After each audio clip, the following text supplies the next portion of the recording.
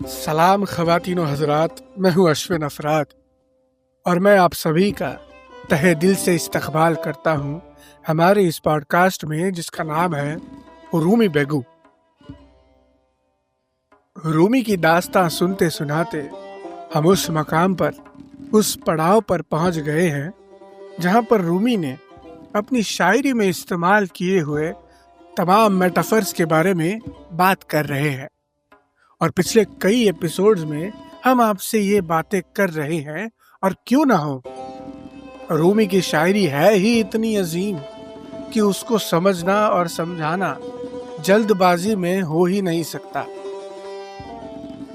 बहरहाल आज के एपिसोड में आखिरी बार हम देखेंगे रूमी ने इस्तेमाल किए हुए कुछ और मेटाफर्स, और फिर रूमी की दास्तां को आगे बढ़ाएंगे।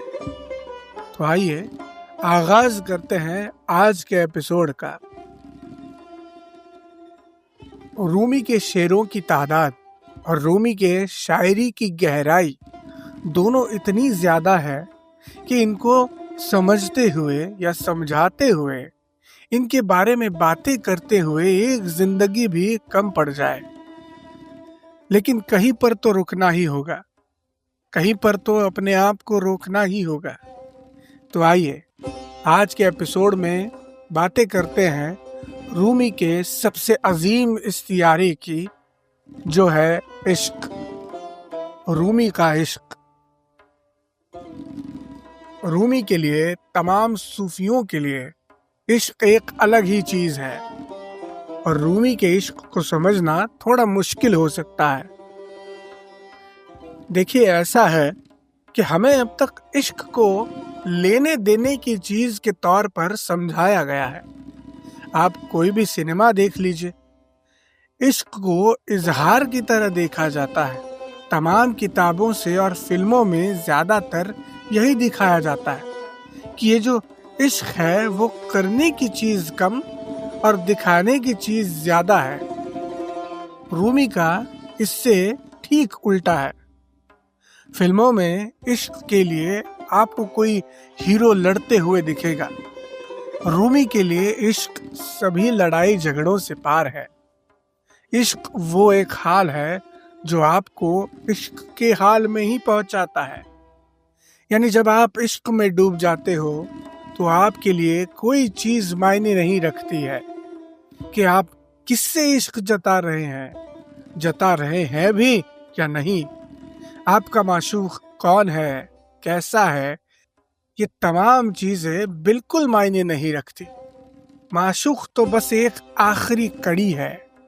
माशूक तो बस एक इमीडिएट रीजन है, उस साकी की तरह और उस मुतरिब की तरह जिसके बारे में हमने पहले एपिसोड्स में बातें की है। माशूक का काम है बस इश्क की दुनिया के जो दरवाजे हैं वो आशिक के लिए खोल देना। मगर हमें जो इश्क सिखाया जाता है, अक्सर हमारे चारों ओर जिस इश्क की बातें होती है वो ये इश्क नहीं है। हमारा इश्क सामने वाले पर ही बहुत ज्यादा निर्भर होता है, एक तरह का सौदा होता है। लेकिन रूमी के लिए इश्क एक हाल है, एक स्टेट है जिसमें आप एक बार पहुंच गए तो वहीं के होकर रह जाते हो, और उस मकाम तक पहुंच जाते हो जब इश्क के लिए तुम्हें किसी भी सब्जेक्ट की, यानी इश्क करने के लिए किसी एक शख्स की, एक माशूक की जरूरत ही नहीं रहती। ये इश्क है। इश्क आपको आजाद करता है। आशिक तो यकीन दान के मुसलमान नबूद, در مذهب عشق کفر و ایمان نبود. در عشق تن و عقل و دل و جان نبود. هر کس که چنین نگشت او آن نبود. اگر کوئی عاشق ہے تو جان لو یقیناً کہ وہ مسلمان نہیں ہے۔ یعنی جو عاشق ہے وہ کسی دھرم کا، کسی مذہب کا ہو ہی نہیں سکتا، کیونکہ عشق کے مذہب میں ایمان اور کفر یہ سب کچھ نہیں ہوتا۔ عشق میں تو جسم، شان، عقل و دل یہ سب کچھ نہیں ہوتا۔ ہر کس کے چھنین نگشت، اور وہ جو اس قدر آزاد نہ ہو جائے سمجھو وہ عشق میں نہیں ہوتا۔ رومی سے جڑی تمام چیزوں کی طرح رومی کے عشق کے بارے میں زیادہ بولنا لازم نہیں ہے، بلکہ رومی نے کیا کہا ہے یہ سننا زیادہ ضروری ہے۔ در نگنجد عشق در گفت و شنید، عشق دریایی است که عرش ناپدید۔ عشق وہ نہیں ہے جو گفت و شنید میں سماتا ہے، یعنی الفاظ میں بولنے میں، یعنی جس کا اظہار کیا جا سکے وہ عشق نہیں۔ عشق ایک دریا ہے جس کی تہ، جس کا انت ناپدید ہے، یعنی ایسا دریا جس کی سطح ہم کبھی نہیں ڈھونڈ سکتے۔ عشق جوشد بحر را مانند دیغ، عشق ساید کوه را مانند ریگ۔ جو سمندر کو بھی کسی مٹکے میں ابلتے پانی کی طرح ابالے وہ عشق ہے، اور جو بڑے بڑے پہاڑوں کو پل بھر میں مٹی بنا دے وہ عشق ہے۔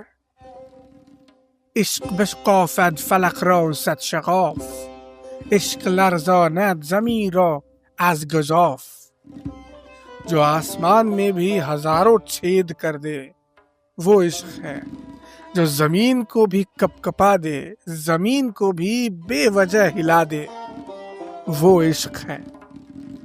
زان می مستم که نقش جامش عشق است، وان اسب سواری که لجامش عشق است۔ عشق می من کار عظیمی است و لیک، من بنده آنم که غلامش عشق است۔ میں اس ایک شراب سے مست ہوں کہ جس کا نام ہے عشق، اور وہ سوار ہوں میں کہ جس کی لگام ہے عشق۔ عام طور پر گھوڑے کے اوپر جو سوار ہوتا ہے اس کے ہاتھ میں گھوڑے کی لگام ہوتی ہے، مگر رومی کہتے ہیں میں گھوڑے پر سوار ہوں لیکن میری لگام عشق کے ہاتھ میں ہے۔ وہ سوار ہوں میں کہ جس کی لگام ہے عشق۔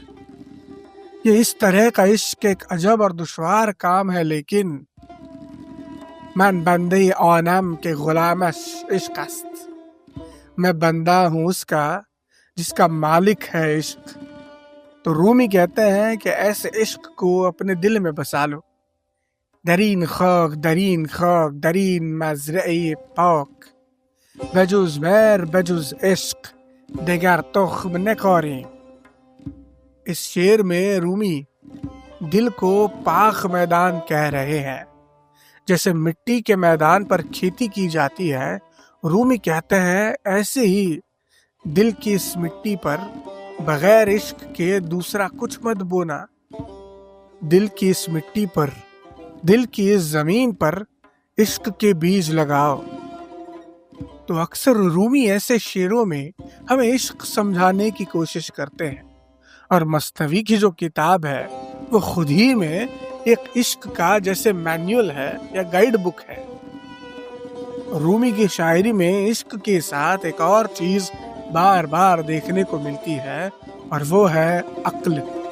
رومی کے لیے عقل وہ ہے جسے ہم ریشنالٹی کہتے ہیں، یا پھر ان نیسیسری ریشنالٹی ہی کہہ لیجیے۔ عقل وہ چیز ہے جو ہم سب نے پہن لی ہے، کسی کمبل کی طرح اوپر سے اوڑھ لی ہے، کسی نقاب کی طرح پہن لی ہے۔ عقل وہ چیز ہے جو آپ کو روکتی ہے کسی بھی چیز کے ساتھ ایک ہونے سے، اسے پوری طرح سے جڑ جانے سے۔ انگریزی میں جسے ایسنس کہتے ہیں، وہاں تک پہنچنے میں آپ کو خیال اور عقل، یہ سوچ وچار، یہ سب روکتا ہے۔ رومی کہتے ہیں عقل آمد و پند عاشقان پیش گرفت، در ره بنشست و رهزنی کیش گرفت، چون در سرشان جایگه پند ندید، پای همه بوسید و ره خیش گرفت۔ عقل آ گئی اور عاشقوں کو اور دیوانوں کو نصیحت دینے لگی، انہیں اپدیش دینے لگی، انہیں سمجھانے لگی، انہیں سکھانے لگی، انہیں تمام خیالات میں، وچاروں میں، گیان میں الجھانے لگی۔ عاشقوں کے راستے پر عقل بیٹھ گئی اور آنے جانے والوں کو لوٹنے لگی، یعنی اپنا گیان دینے لگی۔ جب عقل نے دیکھا کہ عاشقوں کے سر میں کسی بھی پند کے لیے، کسی بھی اپدیش کے لیے، کسی بھی نصیحت کے لیے کوئی جگہ نہیں تھی، کیونکہ وہ اس قدر مجنوں تھے، دیوانے تھے، تو پھر پائے ہمی بوسید اور رہ خیش کے رفت، تو عقل نے سب کے پیر چوم لیے اور وہاں سے چپ چاپ نکل پڑی۔ تو سامعین، عقل نتیجہ ہے آپ کے علم کو، آپ کے گیان کو عشق کے بیچ میں لانے کا۔ رومی نے اس عقل کو بھی پردہ کہا ہے، کبھی نقاب کہا ہے، کبھی سرما کہا ہے۔ رومی کہتے ہیں کہ یہ عقل کا سرما تمہاری آنکھوں میں چلا گیا ہے اور پھر سب کچھ کالا ہو گیا ہے، جس کی وجہ سے تم یہ عشق کا جہاں نہیں دیکھ پا رہے ہو۔ چون قلم اندر نوشتن می شتافت، چون به عشق آمد قلم بر خود شکافت۔ جیسے ہی قلم یعنی پین جو ہے کچھ لکھنے کے لیے جلد بازی میں آگے بڑھا، جب عشق کے بارے میں لکھنے کی بات آئی تو یہ قلم خود بخود ٹوٹ گیا۔ دلدار به زیر لب بخواند چیزی، دیوانه شوی عقل نماند چیزی. یارب چه فسون است که او میخواند، کان در دل سنگ منشاند چیزی. میرا دلدار لبوں سے خاموشی میں کچھ کہتا ہے، یا رب یہ کیا ہو جاتا ہے کہ عقل بھاگ جاتی ہے اور کچھ باقی نہیں رہتا ہے۔ یہ کیا ہوتا ہے، کیسے ہوتا ہے کہ وہ کچھ بولتا ہے اور میرے پتھر جیسے سخت دل میں کچھ نہ کچھ ہوتا ہے۔ تو دوستوں، اب اس کارواں میں یعنی رومی کی شاعری کے تمام میٹافرز کو دیکھنے کے اس سلسلے میں یہیں رکتے ہیں، اور اب آگے رومی کی کہانی دیکھتے ہیں کہ ہمارے پیارے رومی کے ساتھ اب کیا کیا ہوتا ہے۔ تو سامعین، اب سال ہے 1260 اور رومی نے اپنے مرید حسن الدین چلیبی کی بات آخر کار سن ہی لی۔ جو حسن الدین چلیبی ان سے کہہ رہے تھے کہ آپ اپنے جذبات، اپنے حالات لفظوں میں بیاں کر کے دنیا کے ساتھ بانٹیے، ان کی صلاح مان کر اب رومی نے طے کر لیا ہے کہ وہ ایک کتاب لکھیں گے جس میں شاعری کے ذریعے وہ کچھ کہانیاں سنائیں گے، اور یہی کتاب انسانیت کو راہ دکھانے والے چراغ کی طرح بن گئی۔ سامعین، اب رومی لکھنے جا رہے ہیں مثنوی معنوی،